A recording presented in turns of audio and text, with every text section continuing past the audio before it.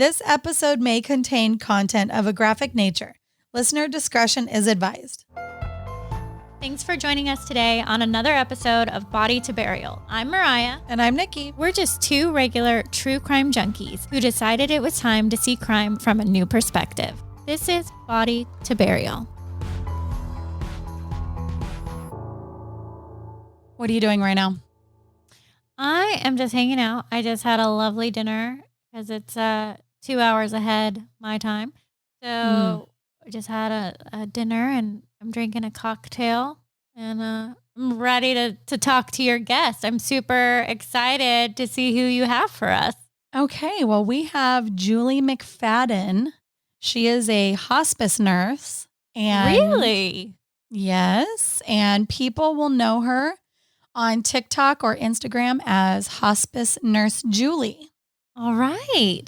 Yeah, she kind of does like, post videos and informs people of hospice and the misconceptions and just all about hospice, really, and like what to expect. Okay, I'm gonna look her up on Instagram. Hospice Nurse Julie. Got it.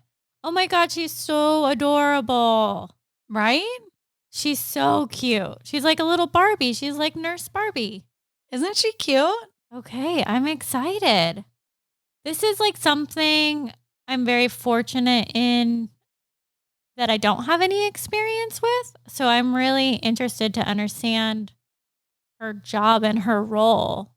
I was excited to talk to her just because my family and my father-in-law, we were just recently in this area of work and all of this. And so, I kind of would like to talk to her because there are certain things that even though going through the process, you still don't know. And like you still because when you're in it, you're just in this like mode of what's happening, what's going to happen, and the process and and it's very different. So yeah, I just wanted to kind of talk to her about different experiences, I guess, and different misconceptions that some people might have, like I had when you hear the word hospice and just really what they do.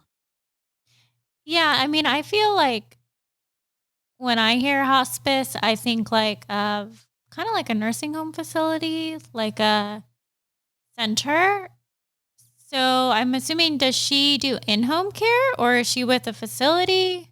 I don't know, because there's probably different ones, because we went with a company, but they come in home. And I would assume, I know of other people that are in the hospital settings with that. So I don't know. I'm not sure. I'm not sure which one she does. We were just having to go through that, and it would be, interesting to hear it from the other perspective instead of just, on my side, which it's the family. We're just the family. Right. And that was our one experience, where this is her daily experience, which has to be tough. I could imagine it's tough, right? You're dealing with something and when everybody's emotions are very raw and on the surface. And yeah, this is where, I think my oddness comes out. But one of the questions that kind of pops in my head is I'm curious to see if she'd be willing to speak to how many of her patients talk about seeing their family members that have passed away, or angels or light. Like, I'm always very curious as to what people see. Like, my grandma died on the table during a open heart surgery, but she was revived. But she has all these stories about like seeing different things. And so I'm curious to see if she sees things, because I don't know if your mom did this, Nikki, but when my mother-in-law's mom passed away, a couple of days prior, she talked a lot about her mom and like asking when her mom was coming to pick her up and that she was waiting for her mom to come. So I've heard that kind of like theory or story, I don't know what you want to call it, of people that are passing, that they start to talk about people that are no longer here as if they are here, and like very vividly. Yeah, she didn't talk about that, which she talked about like, we're not a real typical like religious family. And so she said like the week before she passed, she was talking about how my dad walked in and she was talking to someone and she said that she was talking to God. And my dad's like, oh, okay. Like, Sweet. Tell him I said, what's up? So like, hi. And so, and my dad asked her like, oh, okay, that's cool. And then she said it made her feel better and that he's making her feel better. So to me, I kind of am taking that as maybe what you are saying, like there was that something process there giving her comfort, something. Yeah. I mean, I've read all sorts of stories about like people seeing angels or light or, loved ones or what have you. So yeah, I'm really interested to see if that's like a common thread, because almost then it's kind of like a way of like the universe answering our questions as to like what happens. Does somebody come and help us guide us through? Okay, well, we're going to have to call her, but I'm really going to try hard not to cry. So I'm just going to. If you do, it's okay. I think this is an emotional one, and that's all right. I'll jump in and save you if you need to catch your breath. Yeah, I'm really going to be working on that crying, but we'll see what happens. Okay, let me call her. Hi, this is Julie. Hi, Julie. It's Nikki. Hey, Nikki. Hi. How are you? Good. How are you? Great. Hey, Julie. Thanks for joining us. Of course. Thanks for having me. So we just start off with just to introduce yourself for us and tell us who you are and what you do. My name is Julie McFadden. I am a hospice and palliative care nurse. I'm also, this is funny, but I'm also known as Hospice Nurse Julie on TikTok and Instagram. I love that. I think that's great because that's how I found you, was your Instagram, and I was like, oh, she's so cute. And then I watched a couple of your videos and I'm like, oh, that's cool.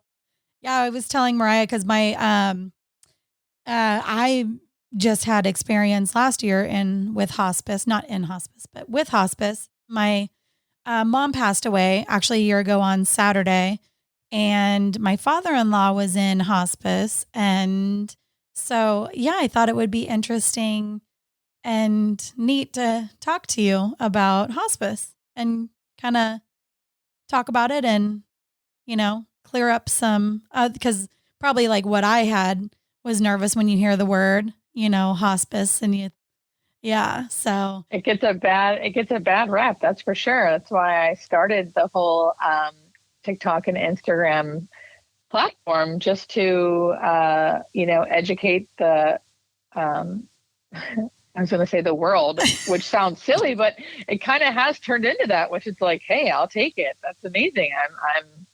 I'm happy people are even willing to listen. I didn't think they really would be, but it's been really great. So I'm all for it, ladies. Yeah. I was telling Mariah, because I have a quick question and that'll kind of bring us into everything probably. And we had my mom in palliative care before we went into hospice. And to be honest with you, even to this day, I have no clue what palliative care is and like what that was.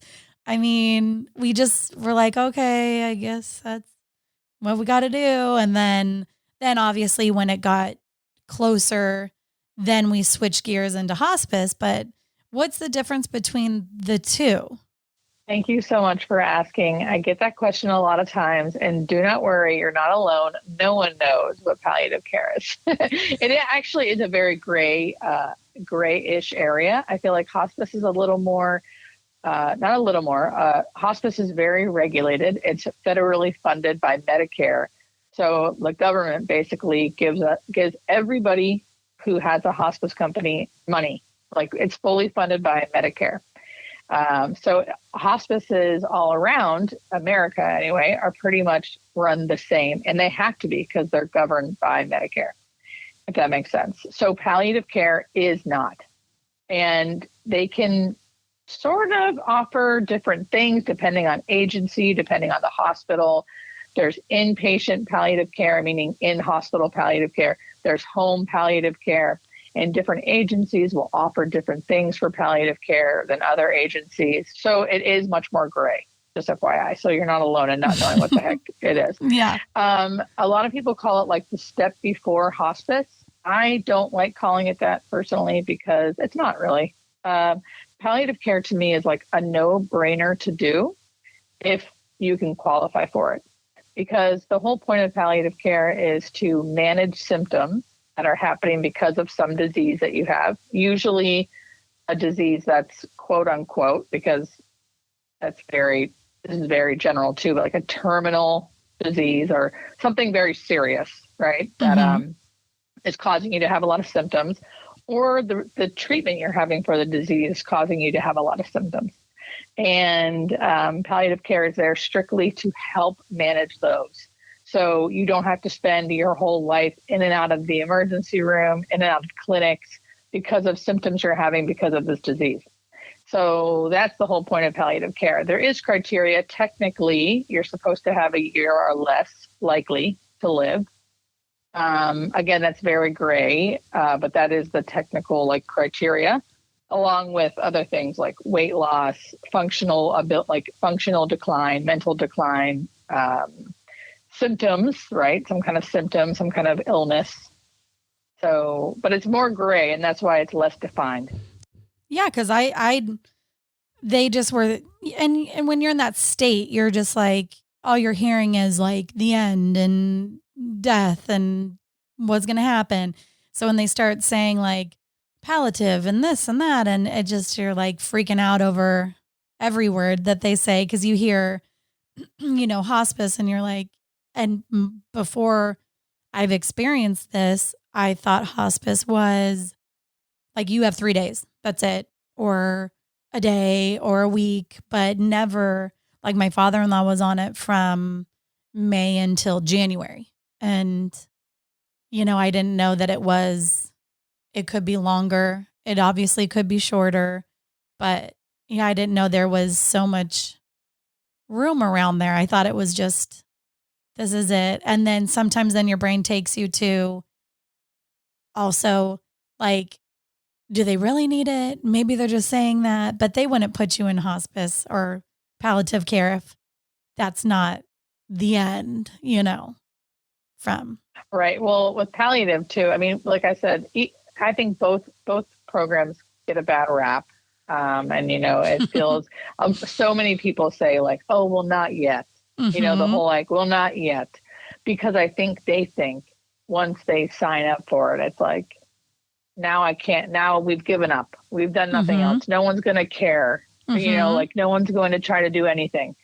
And it's just not true, and it's not that it's not true. It is, it's not true. But, yeah. But hospice obviously is comfort care only. But there is a lot we can do on hospice to help quality of life. And I think it's a lot, I think in healthcare in general, we need to do a lot of reframing. I think in general, doctors and nurses and really need to do a better job at really talking to people. Mm-hmm. No, really yeah. taking the time and explaining what the heck is happening. Yeah. And why are we choosing this? And why is it the better choice? And here are your options. I mean, just so often and really there's not enough time. And that's another, I mean, don't get me started. I'm probably going off on a tangent. I'll finish with this. But in general, I think a lot of doctors and nurses do really care and do really want to take the time, but then there isn't the time. Mm-hmm. So then everyone's rushed. And then it's just, there's a whole big healthcare issue.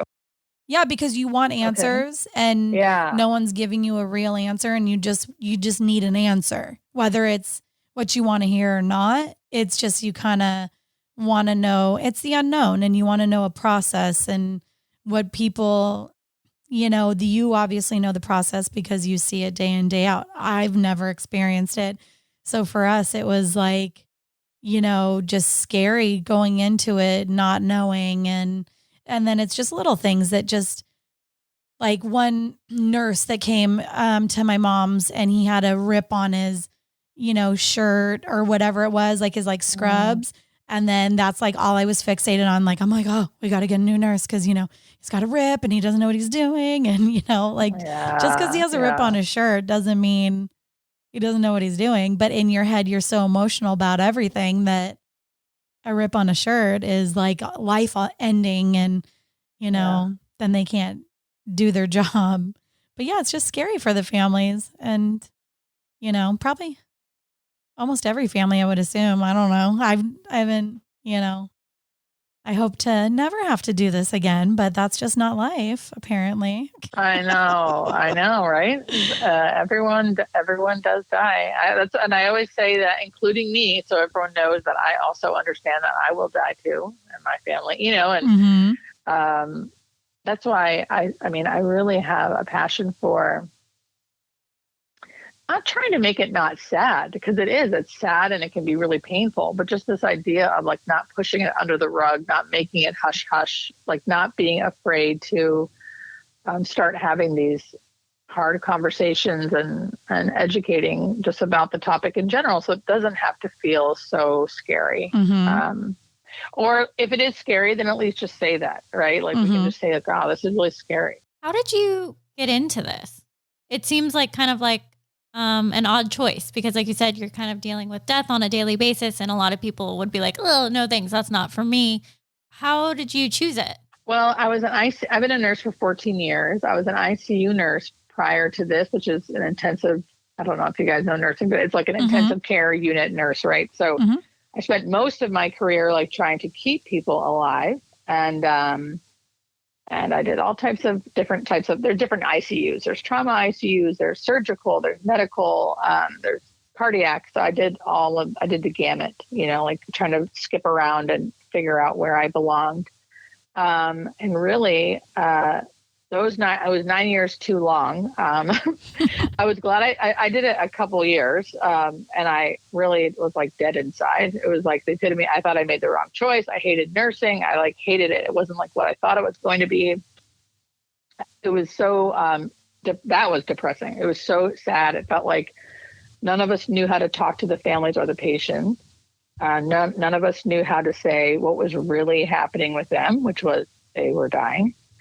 Not everyone, don't get me wrong, not every single patient was dying in the ICU, but there were many where I thought to myself, we are truly doing a disservice by not having a real conversation with this family about what is going to happen to this patient, and to their loved one.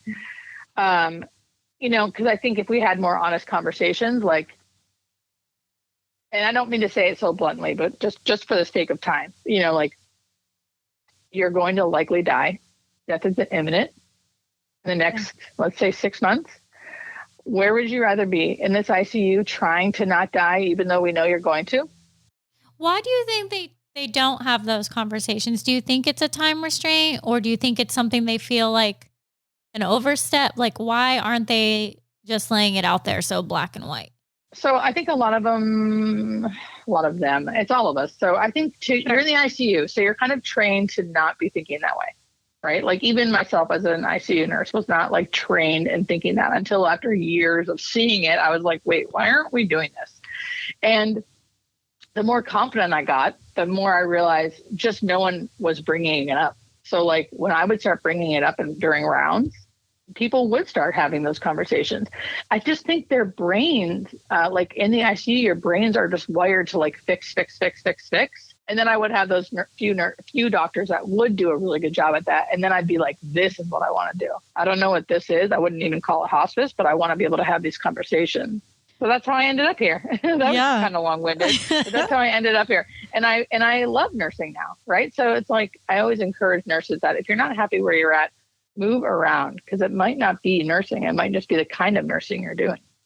Yeah, because that's what a lot of families, I didn't realize it until it happened with my family, but like even though it's a sad, horrible, horrible process, in the end, it can be beautiful to be there with the person that you love. And, like it's awful, but, like it does have a peaceful, feeling to it, which is something that, you're in your own home, and not everybody obviously is going to be on hospice in their home, but for my mom and my father-in-law, it was nice to have them in a place that is the place they love the most. They're very comfortable there. They're in their element, as opposed to, we just didn't want my mom to be in a hospital where it's like, okay. And especially because it was during COVID. So we're like, we don't want anything to where it's like, then she's alone, or one of us could go in,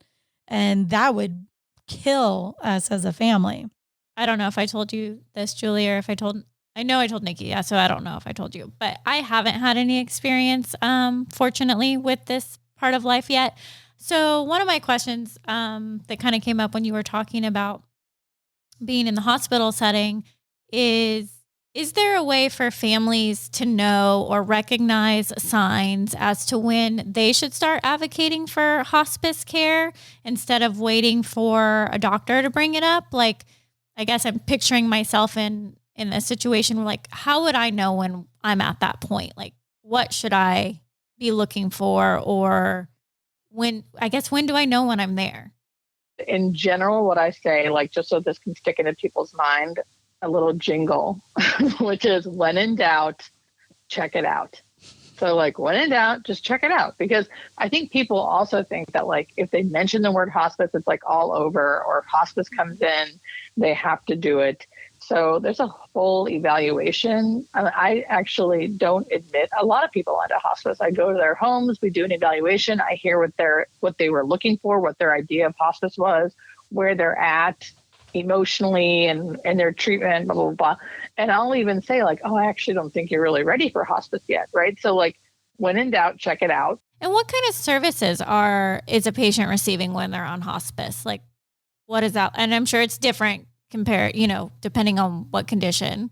So the one thing I always say to start with is, the one thing hospice doesn't provide in general is 24-hour care. So a lot of the real work, I think, falls on the family if the person's at home. So like changing and bathing and feeding, and depending on, again, how debilitated they are. Yeah. I noticed that too with my mom, because she couldn't walk up. We didn't know that. We thought, and we didn't want that, to be honest. Like, that's why we waited a while for hospice, because we're like, we don't want someone in the house, and we can just and we did everything ourselves. Like, I do hair. So I would wheel my mom to the shop, and I'd wash her hair and dry her hair at the shop, and then wheel her back to the house, and until she could get where she couldn't do that anymore. And then I found some cool stuff on Amazon, and like, I can wash her hair in the bed, in the hospital bed. And like, yeah, which was really nice, because I'm like, I kind of just had to, MacGyver a couple things. But, my mom she was young when she passed. And so she, wanted her hair done. And to me, when she stopped wanting me to wash her hair is when I would, like, for some reason it like clicked in my head where I'm like, oh my God, she's really sick. Like, she doesn't care about her roots, and she doesn't care about, washing her hair. And like, it kind of bothered me, even though she was okay with it. I'm like, no, I'm washing your hair. And, just because I needed that. And she, would let it happen, because they had told her in September that she, had about a couple of weeks to a month, and she just wanted to make it to December 11th, which was my parents' 50th wedding anniversary and my nephew's first birthday, and literally made it to that exact day. And that's when she passed. A lot of times too, I think if you're not in hospice, it goes way under the radar, right? Like, I think you just don't know what you don't know. Like, hospice is really specific. Like, even as an ICU nurse, the stuff I know now, I did not know. I just didn't know. It's like a real specific niche that I feel like if you're not there, you don't have a radar for that. You'd almost be like, yeah, he is having a good day. Mm-hmm. You know what I mean? You wouldn't, but a hospice nurse would be like, what's going on here? He was, hence my TikTok and Instagram. One that I always see in television that's commonly portrayed, and I don't know if it's like a real thing, but almost like that rally effect where all of a sudden, like it looks like we've turned a corner and they're getting better and they're acting better and they're happier and telling jokes. And then all of a sudden it's like, boom, we're downhill. Is that something that happens commonly? Yes, girl. Okay. About 30% of patients. So one third of patients. It's not super common, but definitely common enough you definitely have to educate about it, because it's like, I want my families to know that can happen so they can enjoy the rally, right? The kind of like the last little gasp of the last hurrah. Yeah. But then also know, hey, just a heads up, like, so they can enjoy it. Because sometimes if you don't know what's happening, you're almost like, oh, they're having a good day, I'll let them be. Or, like, I want everyone to kind of be around for the rally, knowing that they'll likely die in the next day or so.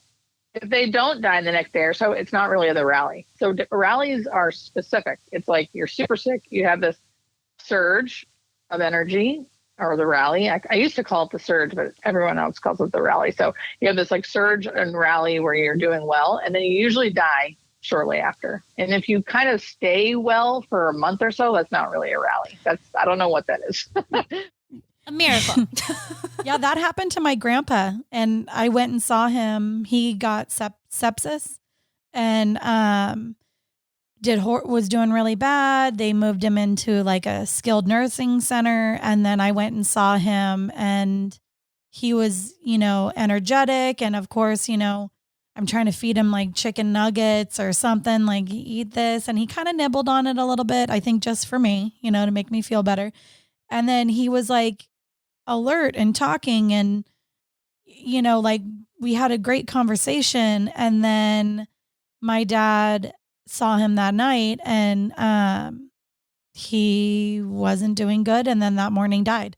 And it was like crazy, where I was, and to me it was confusing, because I'm like, and no one told me exactly what you just said, because I'm like, he was just fine, we were just having chicken nuggets and like talking, and and then how can, like, in my head it was hard to process, because they did so good. He was doing good. He was getting better, and and then he died. And yeah, it's just, no one explained that there even was a rally. I didn't even know that was a thing at all. Well, there's just these certain, I call them phenomenons, that happen at the end of life. Of course, not with everybody. And certain phenomenons happen more than others. And one of them is people like choosing when they'll die. So there's a few things I see, like people will wait until everybody gets there. In their mind, who everybody is kind of like their choice, who they want there. Some people will be like holding vigil by the bedside. There'll be like 8 people around the bed waiting for this person to die, no one leaving, staying there for hours. The person will hang on. And then finally the family will be like, okay, well, we need to go get coffee. We need to get something to eat. Maybe we'll take a little nap. And then everyone leaves, and then the person dies. And they're kind of like, what the hell, because they were all waiting. And I feel like it's the person being like choosing to die alone or to die with people. And then sometimes they'll pick a date and they'll die on that date. Or like you said, they're waiting till after this date or before Christmas or whatever. They don't want to die on their daughter's birthday, so they die the day before, the day after. Or they'll say, like your mom, or some people will seem really fine, like they're not going to die. I mean, they're on hospice and likely dying soon, but not that day. And they will say, "No, I'm really tired. I'm going home tonight. I'm done. I don't want to do this anymore." And they will, and they'll die. Wow. I think that is so crazy, the power of people's minds. And like, for my mom in particular, she was just kind of a strong lady, and like she was a little bullheaded with stuff, and like, you know what I mean? So like, I feel like when she made her mind up, that's exactly what was going to happen. And I mean, I would have loved her to be like, December of 2050. That would have been cool, but that didn't happen. But it was what we needed. Like at, that night, on the 10th at like 11 o'clock at night, my brother lives in China, so he lives overseas. So it was the 11th for him and my nephew's birthday. And my mom, like around 11, said that, I'm just done. I'm ready. Call, everybody in. And my kids were there and she took off her oxygen and, and it was funny because she was still in where I can tell she could hear us. Like she couldn't talk anymore. But like my dad was talking about, like my son was asking him, like, again, how they met. And my dad's kind of a jokester. And he was talking about how, he's so good looking. And this ugly girl came up and talked to him, like pretending about my mom. And then everybody's like laughing because my dad's just crazy like that. And then my mom was like slowly like shaking her head. So you knew she was listening. Like it was neat, it was sad and beautiful, but neat, Yeah, she definitely could hear. Hearing is the last thing, like the last sense to go. I mean, obviously she was showing you because she could hear, but hearing is the last sense to go. Yeah, because I always wondered that. I always wondered if they can hear. Yeah, they can. So of course I can't like with 100% certainty, but they have done studies with EEGs on dying brains, and the hearing sensor is the last thing to like turn off, basically. Wow. So when you are talking to loved ones in a coma or whatever, they can hear you or, Yeah, we think so. And also people, not just people who are dying, but people, like sedated in a coma in the ICU when you don't think they can hear you. A lot of patients who come back from that, because not everyone in the ICU dies, like I said, will say they heard so-and-so. They'll recognize nurses' voices. They'll say, like, I heard you singing to me. Thank you for, whatever. Your words are really comforting. So, wow. They say they don't feel like uncomfortable, because sometimes that kind of sounds almost scary if you can't like react. But they say, no, it's very comforting. It kind of feels like you're far away, but you can still hear people. I would wonder if it'd be like a dream, kind of like a dream-like sort of a feeling where it feels really real. I bet if you're sedated, I don't know about when you're actually dying, but when you're sedated, probably just because of the medications. Yeah. Interesting. I never actually, if you want me to, I can tell you really quick what you can get with hospice. I feel bad I never actually got to that. Oh, sorry. Yeah, that's okay. I keep cutting you off. I keep going down different avenues. Yeah, we love to just go wherever it ebbs and flows. So it's great. Okay. I'll just go really quick. So this is how it started. The family provides most of the care, but you get a 24-hour number to call 7 days a week, anytime, for a nurse to come out with changes in conditions, or if there's pain or shortness of breath or whatever. You have a case manager who's a nurse that comes out. Standard by Medicare is once a week, but they can come out more than that, or every day if there's issues, right? And there's a social worker, a home health aide who can help bathe the patient a couple times a week. And of course, a doctor that comes out at least once, sometimes more if needed. But they're super involved in the care. They're just not always there. It's like the nurses are the eyes and ears for the doctor. And our doctors are great. I love them. And we provide supplies. We can provide equipment. We can provide medications, get it delivered. Can you pinpoint at the end kind of when they're going to be passing? Like, I mean, I know you don't have a crystal ball and you can't say in 3 hours. Are there like signs or some sort of symptoms? I hate to use the word symptoms, but is there some sort of pattern that people should be looking for, or that kind of like signals that something's coming? Yeah. So that's what, like I was telling you earlier, I feel like surprisingly, a lot of people, when they sign on to hospice, they really do want to know, how they always say, I know you don't know, but how long do you think I have? Or I think because they're used to so many people being like, well, you never know. And I feel like out of anybody in the healthcare, hospice nurses and doctors do, I don't want to say we do know, but we will give you our best timeline, right? And I have learned enough to know to say you never know, because that is true. You never know. I have learned that because I used to be way more definite a couple of years ago. And now I'm like, actually, you never know. People surprise you. But yeah, we try to go. I always give ranges, right? Hours to days, days to weeks, weeks to months. So, and that the closer you get to death, the easier it is to gauge how long, right? When someone's in the months range, it's a little vague. It's hard to know. So you just sort of say, probably months. And they usually just look like they're sleeping a lot and eating less, sleeping a lot, eating less. So it's kind of vague, a little more withdrawn, just not really their like perky self, or not even perky, because maybe that's not their personality, but their personality is a little different, right? It's a little more dampened, maybe, not because they're even sad, but just because I feel like people like are cocooning. Our bodies almost know what's happening and starts preparing itself. And then as you get closer, around the month range is when people can start visioning. That's like 80% of our patients vision, which means they see like unseen things that we don't see.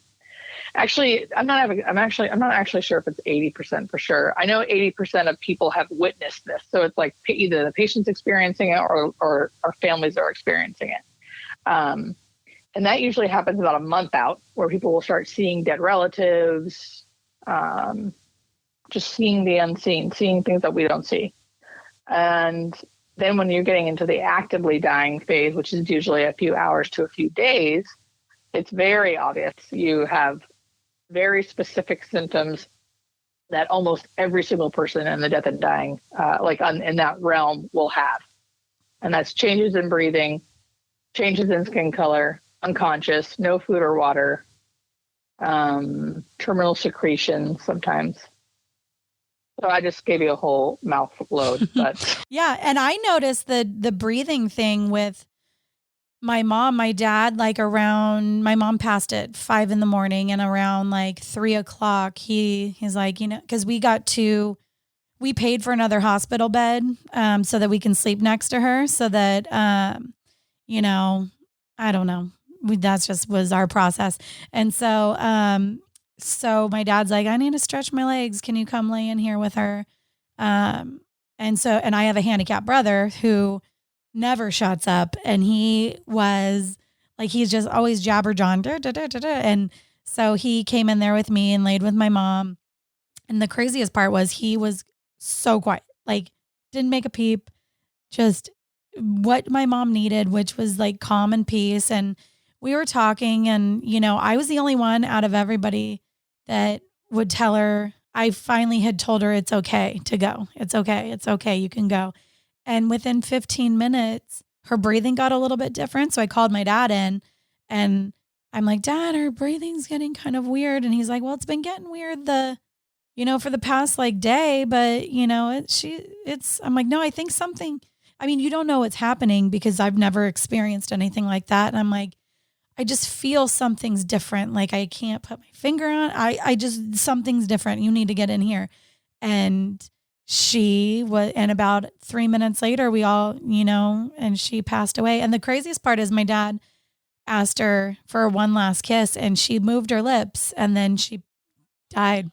I know it sounds like a movie and it sounds really like cliche, but that is really what happened, I don't love it. I love that was. Yeah. Like our ending was better than like what I was expecting. Cause I did have friends that have been in that same experience that have warned me about noises and rattles. And I'm like, oh God, I just need to like mentally prepare myself. And, there wasn't any of that, which I am very thankful for. And I know not that many people, doesn't have that same experience and whatever, but, I bet you probably see a lot of situations like how I have where it is more beautiful and, not as scary as you expect.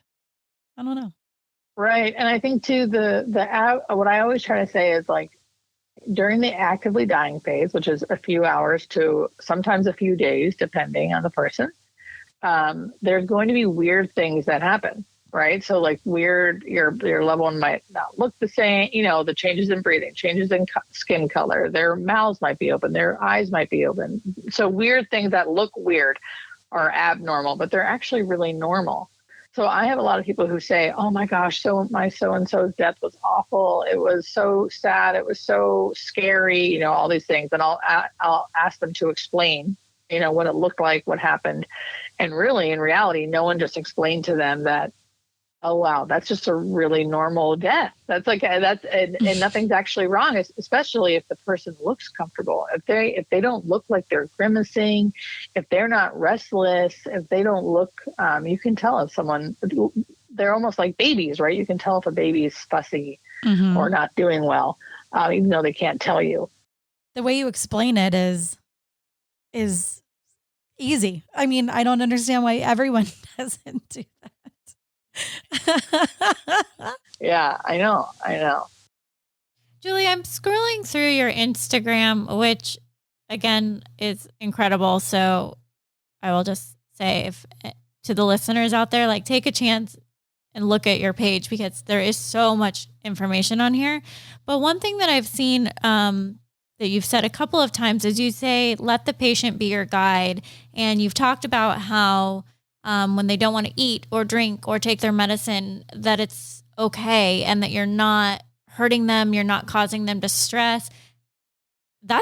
I've never heard that before. And I feel like if I was in that situation and my loved one was like not drinking, I would be thinking, crap, I got to keep this person hydrated. You got to drink your water. Come on, just have a sip, So why is it that it's okay to just let them tell you what they need versus us overpowering with what we think they need? I know. Well, let me tell you, I've learned this. So one, like, you get taught this, right? But I've also witnessed this. And I've witnessed the opposite too. So just so you know, in the ICU, we don't let the patient be our guide. We insert central catheters and pump them full of fluid and do all types of stuff to try to keep them alive. So I've seen both sides, just FYI, after I tell you this. And I've truly witnessed, I've witnessed our bodies are miraculous, and not miraculous in the sense of they're going to keep us alive forever. That's not the human intent, at least not right now. And so since that's not the case, it's like our bodies are truly built to die. They are built, and they will take care of ourselves, and they will take care of us in our death, in our dying process, in our end of life process. And the less we mess with that mechanism that's inside us, it's like truly built there. Just like a woman, for the most part, could give a natural birth if she had to. Not that she wants to, but sure. Like our body will do its thing. One of the things I was curious about is because I feel like in this field, it's very much learn on the job. Is there something that you truly did learn on the job that you weren't prepared through school or books or even nursing in general, that you learned when you got into hospice? Yes, everything. Everything. Okay. Yes, that's seriously how, first off, nursing, any nurses who are listening to this, nursing school does not matter. Just get through it and pass your NCLEX. And then you are going to learn everything on the job. Is that intimidating though? Because I'm an overly prepared person. So I feel like that scares the crap out of me. That do you feel prepared when you go? Yeah, you do. It doesn't feel like that. But looking back, like hindsight's 2020, it doesn't feel like nursing school will prepare you to get a good job. If you get good grades, you can pass the NCLEX and you can have some confidence. But in general, you really do learn.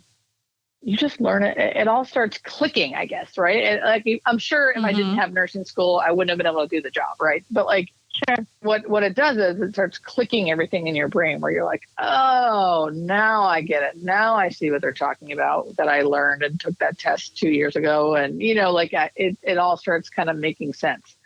And it takes a lot of time. I think it took me 2 years to 2 years of working as a nurse full time to stop having nightly dreams of nursing where I was just beeping and things. I'm just constant, not even nightmares, but just all consuming because it's all new. You're just learning so much. And then you switch gears, right, from ICU to hospice. And then it's a whole another set of things that you have to. Now, granted, I don't think anyone should go into hospice nursing right out of school. It's too niche. You have to have a really good background and assessment skills and knowing what the opposite of hospice looks like, so you can really have a good assessment and know what's really happening with your patient and how you can fix it and how you can help. How do you not bring the stuff home with you? Like, how do you separate being constantly around like death and dying and stuff like that? Like, how do you not come home and be sad and just be able to watch like Real Housewives or something, you know? The ICU felt like that. The ICU was very hard for me to not bring it home. There was something about this, like, hurry up and care, but you can't care if you're hurrying. Like, at least for my personality, I'm sure not everybody, but my personality was like constantly feeling rushed, constantly feeling like you couldn't actually connect with the person in the bed. Like it was just like, I brought that home to me all the time. I could not turn it off. Hence why I was like miserable. I hated it. I still was there for 9 years. It was crazy. And don't get me wrong, like ICU nurses are badass, and not everyone would have that experience like I did. That was my experience because it's my personality probably. But that's not how I feel with hospice nursing. I do not feel that way. Julie, is there anything in closing that you think is an important takeaway that we haven't touched on, or any last words of wisdom? I hate saying like, no, not really, but really, I feel like we talked on so many wonderful things. So no, I feel like this was great. So we just do some kind of like fun, silly questions at the end. This question is one that we ask all of our guests. What song would be the perfect theme song for your job? Oh God, for my job? Yes. For my job. I'm so bad with songs. This is going to show how dorky I am. No. I automatically thought of like a Moana song. I can see it. Let it go. Oh, that's a good one. There you go. That's a good one. See? And I don't even have kids. Ridiculous. Oh, everyone loves Disney. Everyone does. I mean, I could see Moana too. I got the visual of like the grandmas, the stingray, just like doing Me her too. thing. I know. Yes, exactly. I know. I couldn't think of the name of the song, but I pictured it was the one where she gets on the canoe and then goes out like she's going to like go into the open ocean. What's that one? God, me. I'm going to have to watch Moana tonight when I fall asleep. Because I literally watch a Disney movie every night to fall asleep because I'm 12. Because here I go. Yes, no that's the one. Oh my God, you guys are the best. That's exactly right. I'm not going to sing, but I could because I know every single song in Moana. No kidding. I pictured really quick her walking up to the dragon, or not the dragon, to the fire monster being like, I know your name. Oh, yeah. And then like turning the fire thing into the green. Like, I don't know. It's just so moving and touching it. Right? I cried a lot in that movie. So yeah, I get it. Me too. What profession would you tell dinner guests you do if you didn't want to spend the night talking about your job? That's a perfect. I would tell them I worked at Starbucks. That's a good one. But a lot of people like Starbucks too. So don't you think they would be like, well, what about da-da-da? And I'd go there enough. I'd be like, yeah, well, I'd probably just be able to make up some stuff. I love Starbucks. I have one. What is one of your hobbies? TikTok and Instagram was one of my hobbies. And now it feels a little bit like a full-time job. But I still love it. Don't get me wrong.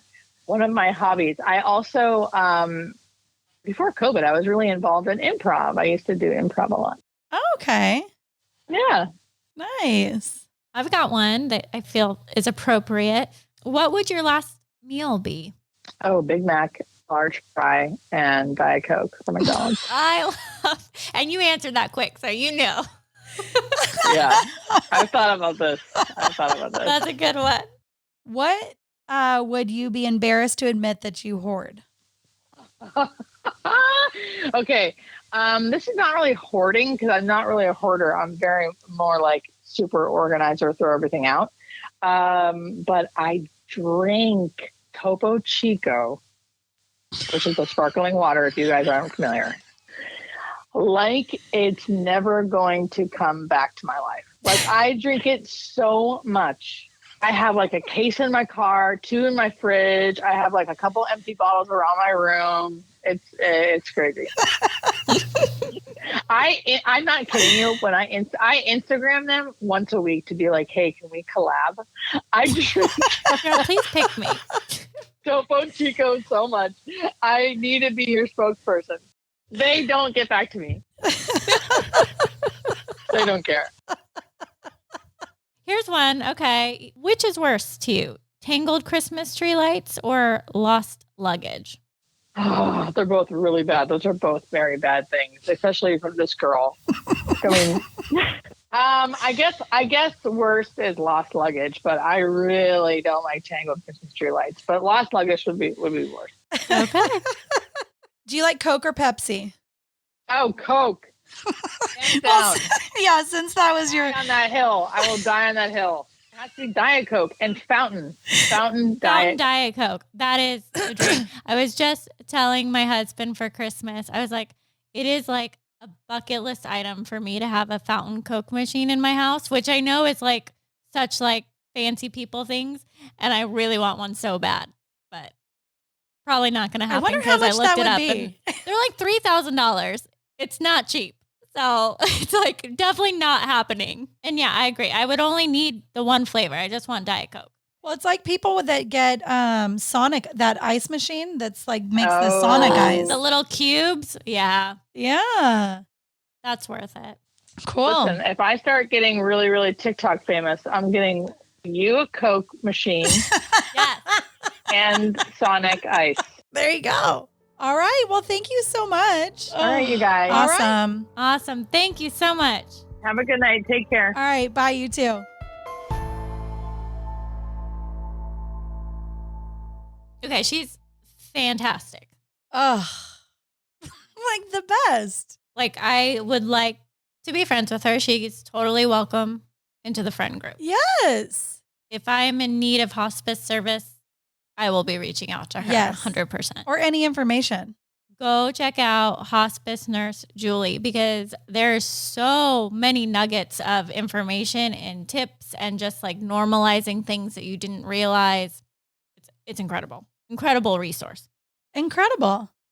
She was just a great person that you would want at the end. She's light and bubbly and sweet and genuine. And I feel like she would, because, you know, tensions are high. People are emotional. They're angry or they're upset or, you know, confused. And I feel like she would be so good at leveling it all down and bringing everybody down and keeping it calm and explaining and like talking through like what's going to happen and where we're at versus like, okay, this is where we are and we'll deal with that when we get there. Instead of like, okay, this is coming over the hill. Like we need to be prepared. Like I just feel like she would power with knowledge. And I think that that is like rare.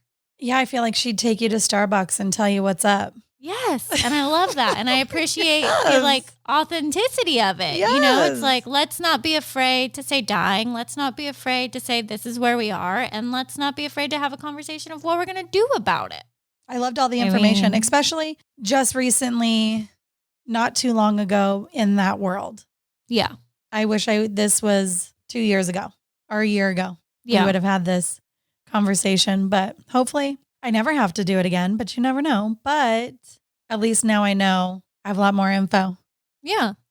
From someone you can tell that she truly cares. Oh, you know, she cares about the process and the people involved. You know, it's not just money and checking in and checking out. And I thought that it was really interesting where she says that there's no pain in dying, you know, and I think that that's like, I don't know. I felt a lot of comfort when she said that personally. Yeah, me too. You know, she just said like, if there is pain, it's the disease itself. It's not the actual act of dying. And I think, you know, being fearful of death, it's like, oh my God, it's going to hurt and what's going to happen. And having her say that was really, really like reassuring. It makes me feel better knowing that maybe they didn't feel any pain. Right. Like she was kind of saying like your body is like how she compared it to childbirth. Like your body is trained to just automatically know what to do. So I wonder if it's like the same sort of process. Like your body shuts down in a way that maybe is peaceful and not painful. And the fact that the hearing is the last thing to go, that is so, I don't know. I'm spiritual. I'm not religious, but I feel like that is very calculated design in humans. You know, like Yeah. That we can hear all the way up until the very, very, very, very end. Because that's where most people express their love for someone is they're saying it. They're, speaking it to them. They want them to hear it. And whatever thing you want to say, like sorry or whatever you got to do, you got to say it because they can hear it. And I think that's so good and like reassuring and comforting to know. It's like, even if they aren't responsive and you're not sure that they can hear you, just keep talking. Yeah. They're processing it, and kind of like you said, maybe in a different way, maybe it feels like a dream or what have you, but the words are getting through. I mean, I don't know until I'm in that situation, but I would hope that it's comforting for that person. Yeah. Yeah. I mean, I think, one of the things you said when you were telling your story about your mom was, you told her that it was okay and that she could go. And I feel like I tried to flip the script. And if I was the one like leaving my child, and how hard that would feel from that perspective. But I feel like having your blessing and you giving her that and telling her like, we're going to be okay. Like, it's okay. I feel like I would want that because I feel like, and maybe that's selfish, but I feel like that would make me feel better, I mean, it doesn't matter how old you are. It doesn't matter if you're 5, 10, 40 or 50 or 80. You're always going to look at your parents differently. And especially when you're in that time, you almost like go back to being like a little kid. Like you still need your parents. You still, even if you're 80 or 60 or, you still need them and you still want them to know that you need them, but that sometimes you need to be able to let them know that you'll be okay, even though you might just be lying. And at the moment you're not going to be okay, but eventually you're going to be okay. Yeah. I don't know how our next guest tops Julie. I think they're going to have really big shoes to fill. And I don't know what I was expecting. Maybe I was expecting somebody a little bit more guarded and like calculated, because in my head to like be in that world, you kind of have to maybe be shut off a little bit so that things didn't impact you. But she is like so polar opposite, and I wasn't expecting that. I feel like we could go to McDonald's together and hang out with a Big Mac. Right? Yeah. Big Mac's, Diet Coke. Girl after my own heart. That was a good one. Thank you so much for listening and supporting us. We do encourage you to follow us at Instagram at Body to Burial. Hit us up on Twitter at Body to Burial. And you guessed it, you can send us an email to hello@bodytoburial.com. If you have any guest suggestions, just let us know. Please hit the subscribe button or follow button on whatever app you are listening to. Thanks so much, guys. See you next time.